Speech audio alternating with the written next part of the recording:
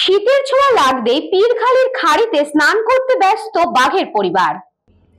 অবাক কাণ্ড, একসঙ্গে তিনটি বাঘ সুন্দরবনের জঙ্গলে ধরা পড়ল এক অভূতপূর্ব দৃশ্য।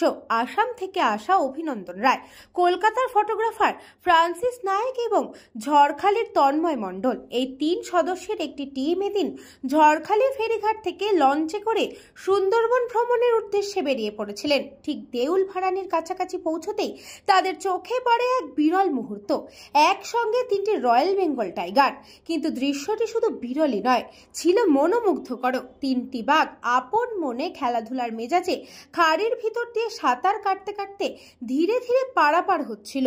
জলের ওপর ভাসমান রোদ, ঢেউয়ের মৃদু শব্দ আর বাঘেদের স্বাভাবিক আচরণ সব মিলিয়ে পুরো পরিবেশ রোমাঞ্চে ভরে ওঠে। অভিনন্দন, ফ্রান্সিস এবং তন্ময়ের ক্যামেরায় বন্দী হয় সেই জলের রাজ্যে বাঘেদের অনবদ্য মুহূর্ত। পর্যটকদের সামনে একসঙ্গে তিনটি বাঘকে সাঁতরাতে দেখা অত্যন্ত বিরল ঘটনা। তাদের মতে এটি শুধু একটি দৃশ্য নয়, সুন্দরবনের বন্যপ্রাণের শক্তি, স্বাধীনতা ও সৌন্দর্যের এক জীবন্ত প্রমাণ। সুন্দরবনের জলে জঙ্গলে এমনই বিস্ময় অপেক্ষা করে থাকে প্রতিটি দুঃসাহসী অভিযাত্রীর জন্য। দক্ষিণ 24 পরগনা থেকে Bablu প্রামাণিকের report, news Banga time. St. Augustine's Day School, Barakpur. Success for every child. Admission open 2026 to 2027. Contact number 900793 4555.